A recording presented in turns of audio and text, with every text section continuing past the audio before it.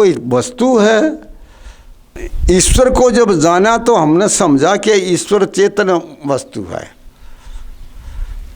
और ईश्वर शब्द प्रमाण अनुमान प्रमाण से जाना जाता है, ठीक है, पर प्रत्यक्ष प्रमाण में समाधि में जाना जाता है। प्रत्यक्ष प्रमाण से समाधि अवस्था में ईश्वर यहाँ जाना जाता है।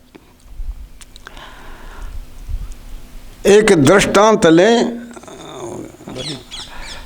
कि खीर हलवा हम रुचि से खाते, इच्छा रहती है, कहा कि गऊ के घी दूध की बनाई चीज़ें बहुत अच्छी होती है, आज बनाई जाएंगी। उनका ठीक है, तो उसके मन में ज्ञान हो गया कि गऊ के दूध से, शुद्ध दूध से खीर बनती है, तो उसके मन में लहराई कि हाँ बहुत अच्छा है।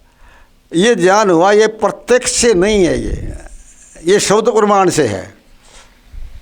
जब वो खीर हमने खाई ऐसे तो साक्षात्कार हो गया, ये प्रत्यक्ष प्रमाण से है। ऐसे ही ईश्वर जब साक्षात्कार होगा तो ईश्वर का विशेष आनंद हमको मिलेगा। आनंद और ज्ञान, दो ज्ञान ऐसे हैं जिनसे ईश्वर प्रत्यक्ष होने में सीधा संबंध अधिक रहता है। इसलिए जिसका ज्ञान ठीक है, शब्द ज्ञान अनुमान ज्ञान ठीक है, सत्य है, वो धीरे धीरे ओम आदि का जप करता हुआ उन अवस्थाओं में पहुंच जाएगा। हमारे आचार्य जी ने बड़े अनुभव लिखे हैं, ऋषियों के भी, विद्वानों के भी, उनमें समाधि अवस्था में क्या क्या होता है वो लिखे हुए पत्र के हैं, आपके पास आए होंगे हमारे कमरे में, तो वो आपको हाथ लगे तो उससे बहुत कुछ समझ में आएगा आपको।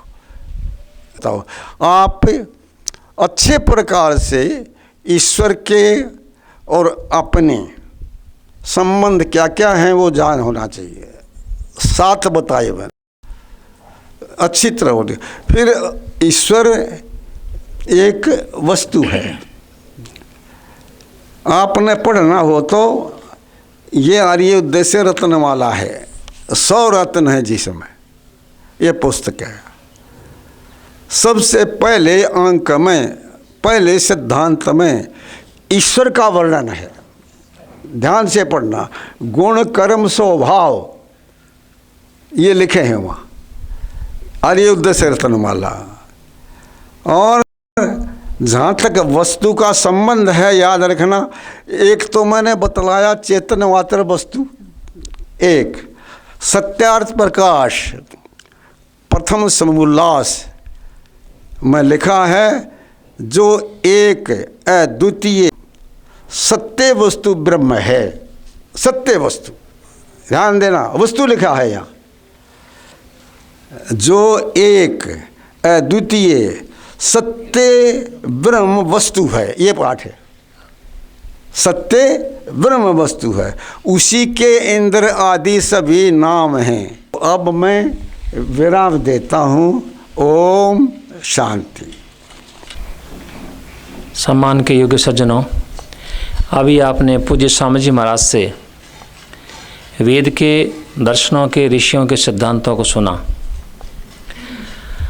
पढ़ते तो हैं हम, सुनते भी हैं, विचार भी करते हैं, लेकिन जो व्यक्ति सिद्धांतों को पढ़ करके, सुन करके, देख करके अपने जीवन में उतारता है, और जिस व्यक्ति का जीवन सिद्धांतों के अनुकूल आनंदित बनता है, प्रसन्न बनता है, सुखी बनता है, परोपकारी बनता है, निष्काम भावना वाला बनता है, उसके जीवन से प्रवचनों को सुनकर के प्रेरणा मिलती है, वो उदाहरण रूप में प्रस्तुत होता है।